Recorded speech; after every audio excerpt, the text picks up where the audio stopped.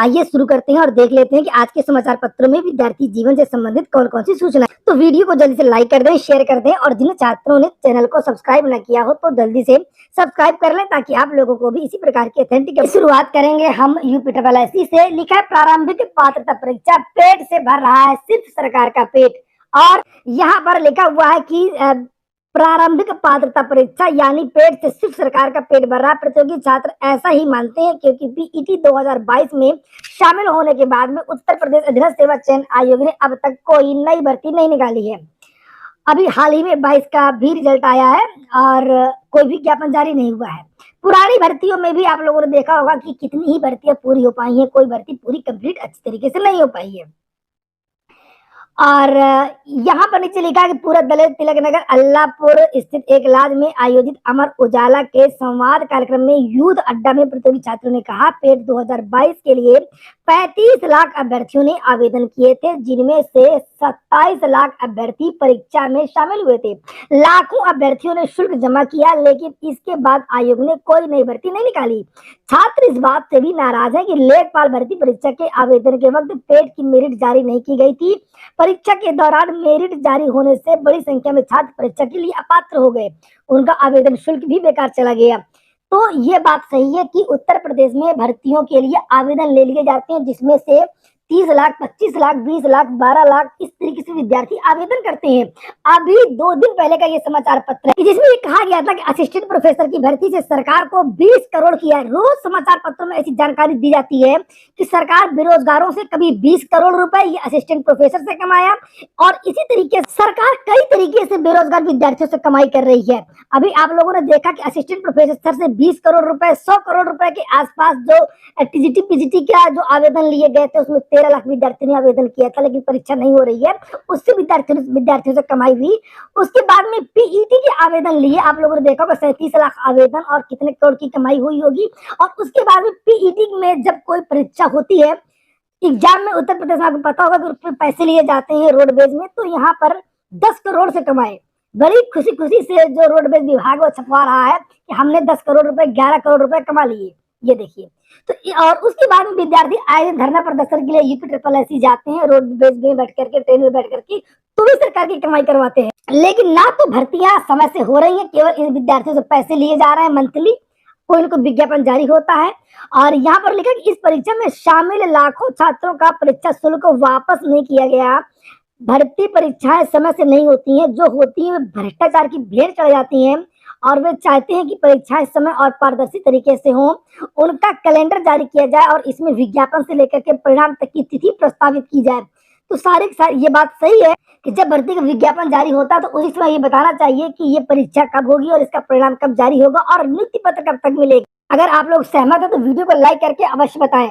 अगली सूचना है, ये देखिए, अध्यापकों की नई भर्ती के लिए कोई प्रक्रिया विचाराधीन नहीं है। अरबों रुपए कमा लिए गए विद्यार्थियों से, बीएड करवा करके, टीईटी करवा करके, सीटीटी करवा करके सरकार ने कमा लिए और उसके बाद में कोई भर्ती विचाराधीन नहीं है। विधानसभा में बेसिक शिक्षा राज्य मंत्री संदीप सिंह ने कहा कि जूनियर प्राइमरी पाठशाला में सहायक अध्यापक के 51,442 पद रिक्त हैं और टीईटी उत्तीर्ण अभ्यर्थियों के लिए नए पदों का सृजन करके शिक्षक भर्ती परीक्षा कराने का कोई प्रस्ताव साफ दो टूक बना कर दिया है। जबकि 5 लाख, यहाँ पर देखिए लिखा है कि 15 लाख विद्यार्थी डीएलएड कर चुके हैं और 5 लाख टीईटी उत्तीर्ण हैं।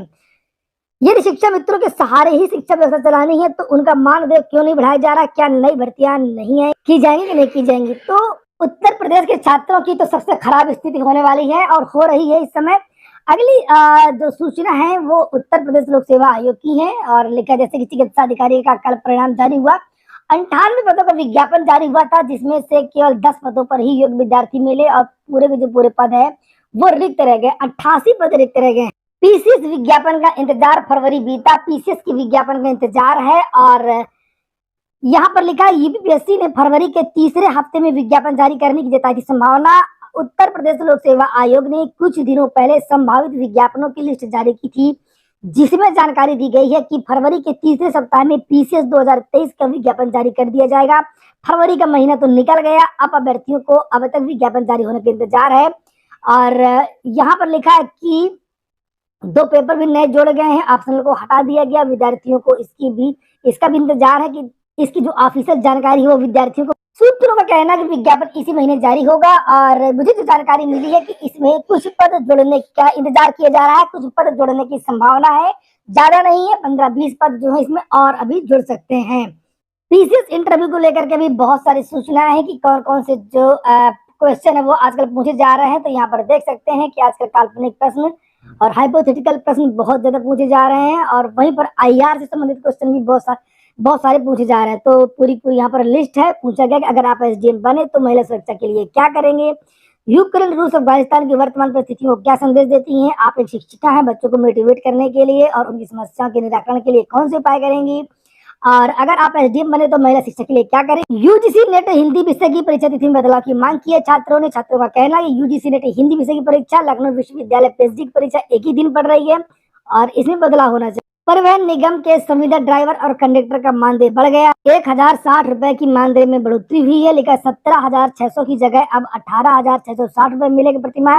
इसी तरीके से उत्तम पद वाले ड्राइवर और कंडक्टर को अब प्रतिमाह 14,600 की जगह 15,660 रुपए मिले। अखिलेश यादव ने विधानसभा में पूछा था और कि कितने जातियों का चयन हुआ है ये बताइए। 56 नहीं 5 एसडीएम यादवों का हुआ था चयन।